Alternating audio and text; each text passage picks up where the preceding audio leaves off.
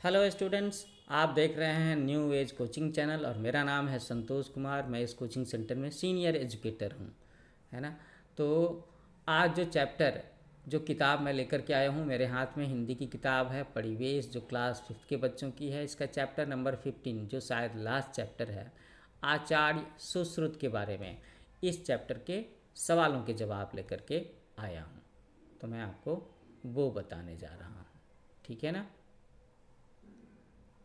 Okay, तो left side में आप किताब के चैप्टर का फर्स्ट पेज देख सकते हो, ये जो चैप्टर है आचार्य सुश्रुत। और राइट साइड में आप मेरे हैंड रिटन सॉल्यूशंस को पढ़ सकते हो। मैं ये सारे के सारे सवाल के जवाब पढ़ करके भी ज़रूर बताऊंगा। अगर आपने मेरा चैनल अभी तक सब्सक्राइब नहीं किया है तो उसे ज़रूर सब्सक्राइब कर लें, और वीडियो देखने के बाद में एक लाइक और एक कमेंट तो बनता है ना, बिल्कुल, मुझे आपसे उम्मीद रहेगी।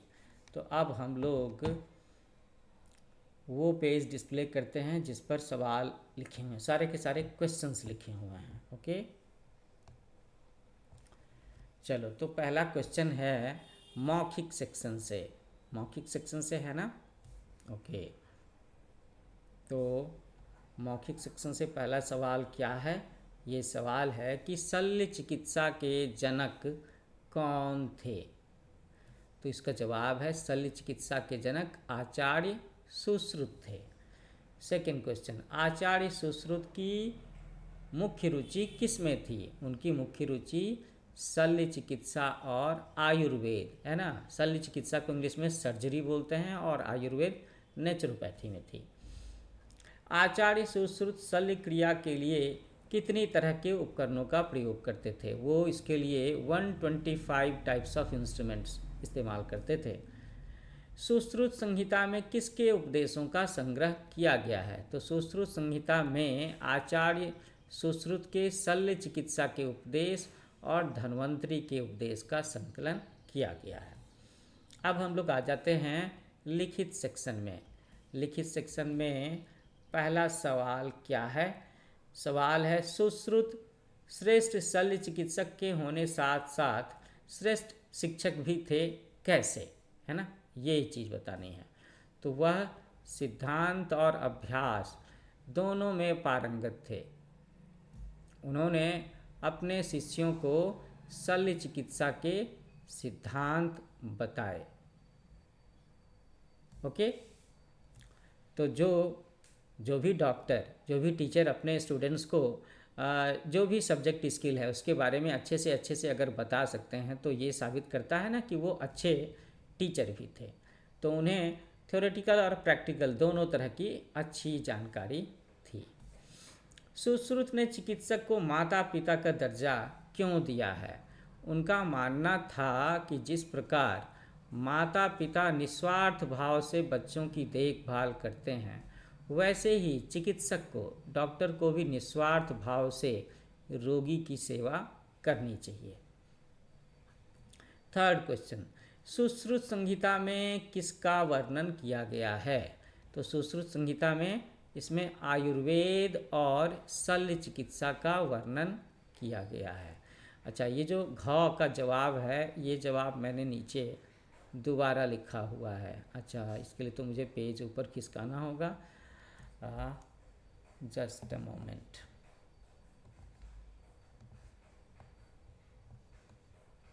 ये लो, मैंने कर लिया है। अब हम लोग देखेंगे। तो पहले इस हिस्से को मैं रब कर देता हूँ।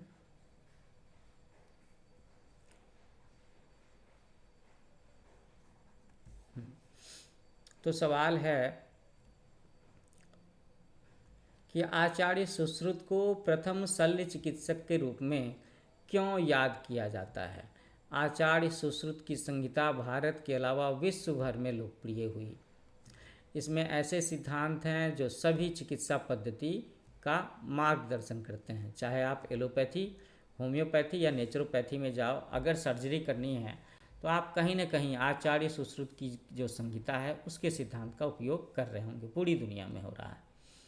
तो इसी वजह से उन्हें विश्व का प्रथम शल्य चिकित्सक, पहला सर्जन कहा जाता है ना। First surgeon of the world किसे कहा जाता है? सुश्रुत जी को कहा जाता है। Second question, fill in the blanks है। तो देखो, पहले में हम लोग फिलअप करेंगे उपनिषदों। आचार्य सुश्रुत को वेदों और उपनिषदों का भी अच्छा ज्ञान था। शल्य चिकित्सा विज्ञान का इतिहास बहुत पुराना है, तो इसका जवाब है इतिहास। आचार्य सुश्रुत ने सुश्रुत संहिता का निर्माण किया, ये है इसका जवाब।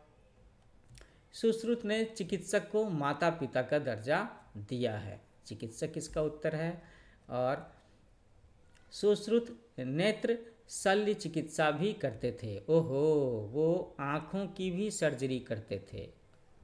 देख लो, आज के समय में इतने सारे साइंटिफिक टूल्स हैं, इंस्ट्रूमेंट्स हैं, लेकिन सुश्रुत के समय में कौन से साइंटिफिक टूल्स वगैरह रहे होंगे, लेकिन उन्होंने अपने कुछ टूल्स बना रखे थे। हाँ, और उन्हीं का वो इस्तेमाल किया करते थे सर्जरी के लिए। तो अब एक और सेक्शन बचा है, वो टिक मार्क सेक्शन है, हम लोग उसका भी जवाब करेंगे। तो थर्ड क्वेश्चन में टिक मार्क सेक्शन का सवाल है, सुश्रुत को भारतीय चिकित्सा पद्धति में विशेष स्थान प्राप्त है। ट्रू। सुश्रुत कुशल चिकित्सक बनने के लिए व्यावहारिक प्रयोग को जरूरी नहीं समझते थे, ये गलत है ना। व्यावहारिक प्रैक्टिकल्स तो जरूरी होते हैं ना। आचार्य सुश्रुत को प्लास्टिक सर्जरी का जनक भी कहा जाता है, ये भी एक स्पेशल बात है, जनरल नॉलेज की बात है कि शायद वो पहले ऐसे डॉक्टर थे, सर्जन थे, जिन्होंने प्लास्टिक सर्जरी का इस्तेमाल किया था। प्लास्टिक सर्जरी का इस्तेमाल लोग क्यों करते हैं? आम तौर पर किसी को ऐसी कोई चोट फोट लग जाए जिससे उसके चेहरे पर, शरीर पर ऐसे निशान आ जाएं जिससे कि वो थोड़ा सा उसका चेहरा गंदा लगे, बदसूरत लगे, तो उस चीज़ को रेक्टिफाई करने के लिए प्लास्टिक सर्जरी करते हैं। बहुत सारे फिल्मी स्टार्स, हीरो हीरोइन भी अपने नाक को, आँख को, मुंह को सही करने के लिए, बेहतर बनाने के लिए, है ना, ज़्यादा एट्रैक्टिव बनाने के लिए प्लास्टिक सर्जरी का इस्तेमाल करते हैं। तो कहा जाता है कि प्लास्टिक सर्जरी के भी पहले डॉक्टर, है ना, तो ही वाज द फर्स्ट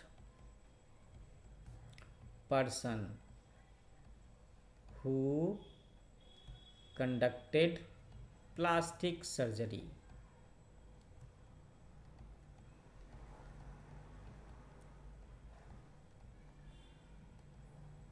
तो ये बड़ी ही स्पेशल बात है। ओके, अब आखिरी सेक्शन है कि धन्वंतरी काशी के मंत्री थे। नहीं, वो मंत्री थोड़े ना थे, वो तो डॉक्टर थे, तो ये गलत है ऑप्शन। तो इसके साथ साथ में मैंने आपका ये जो चैप्टर है, चैप्टर नंबर 15 आचार्य सुश्रुत, उसके सारे के सारे सॉल्यूशंस मैंने आपको लिख करके दिखाया है, पढ़ करके सुनाया है। आई होप आपको ये सारे सॉल्यूशंस अच्छे लगे होंगे, है ना। तो क्यों ना एक बार मेरा चैनल न्यू एज कोचिंग, इसे आप लाइक करो, कमेंट लिखो। अगर सब्सक्राइब नहीं किया है तो आप जल्दी से इसे सब्सक्राइब करो और मुझे कमेंट में लिख करके बताना कि आने वाले समय में आपको किस सब्जेक्ट के, किस किताब के चैप्टर के एक्सप्लेनेशन चाहिए और सॉल्यूशंस चाहिए। तो थैंक यू फॉर वाचिंग, मिलते हैं नए लेक्चर में, नए वीडियो में। Happy learning with new age coaching.